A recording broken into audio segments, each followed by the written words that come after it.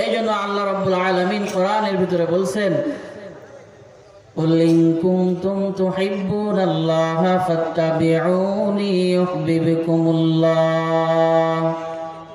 ওয়া ইয়াগফির লাকুম যুনুবাকুম আল্লাহু গফুরুর রহিম।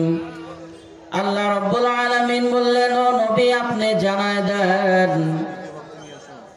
নবী আপনি জানায় দেন, তারা যদি আমি আল্লাহকে মহব্বত করতে চায় তারা যেন আপনি নবীকে অনুসরণ করে। বলেন সুবহানাল্লাহ। তাহলে কাকে অনুসরণ করতে হবে? নবীকে অনুসরণ করলেই ফাত্তাবিউনি ইউহিব্বুকুমুল্লাহ।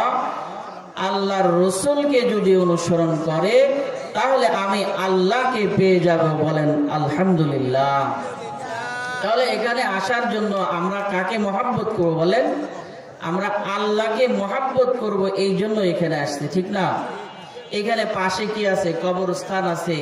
যারা ওখানে ঘোরাফেরা করতেছে তাদের কিন্তু পিতা মাতা এখানে শুয়ে আছে না নাই? অবশ্যই আছে।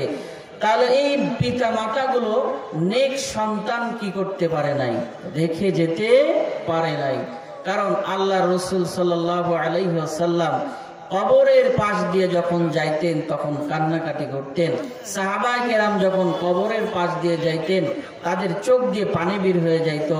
আমরা কবরের পাশ দিয়ে যাই, আমাদের পিতামাতা শুয়ে আছে, যার সম্পদ আমরা ভোগ করতেছি, যার জন্য আমরা দুনিয়াতে এত আরাম আয়েশে কাটাইতেছি, তাদের জন্য আমাদের মাথা ব্যথা নাই, ঠিক কিনা? কিন্তু রাস্তা দিয়ে কিন্তু তারা অবশ্যই কি ঘুরতেছে। এক আল্লাহর ওলি কবরের পাশ দিয়ে যাইতেছে, যাওয়ার সময় বলতেছে ইয়াসিন ওয়াল কুরআনিল হাকিম, ইয়াসিন ওয়াল কুরআনিল হাকিম। এই সূরা পড়ে কবরের উদ্দেশ্য কবর যাত্রীদের জন্য ওই আল্লাহর ওলি সবগুলো আল্লাহর হস্তে দান করে দিলেন। আল্লাহর ওলি যখন ঘুমায় গেছে স্বপ্নের মাধ্যমে দেখতেছে কবরের ভিতরে তার সওয়াব নেওয়ার জন্য লাইন ধরছে। লাইন ধরে তার সবগুলো লাইনে দাঁড়ায় দাঁড়ায় সবগুলো ভাগাভাগি করে নিতেছে। পাশে দেখে এক বুড়িমা বসে আছে।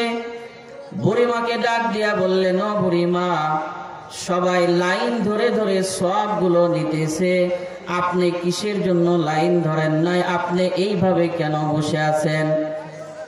বুড়িমা ডাক দিয়ে বলে, ও আল্লাহর ওলি, আমি সবের কাঙ্গাল না, আমি দুনিয়ার জমিনে এমন একটা নেক সন্তান জন্ম দিয়ে এসেছি যে সন্তান যখন কোরআন তেলাওয়াত করে ওই সন্তানের সব আমি আল্লাহ আমার কবরের ভিতরে বসে বসে পাই। বলেন সুবহানাল্লাহ। বলেন তো এই কবরের পাশ দিয়ে আপনারা যে মাদ্রাসা করছেন এই মাদ্রাসা থেকে কোরআন তেলাওয়াত হয় কিনা? অবশ্যই হয়। যখনই কোরআন তেলাওয়াত বাচ্চারা পড়বে, আর রহমান আল্লামাল কুরআন তাবারাকাল্লাযী বিয়াদিহিল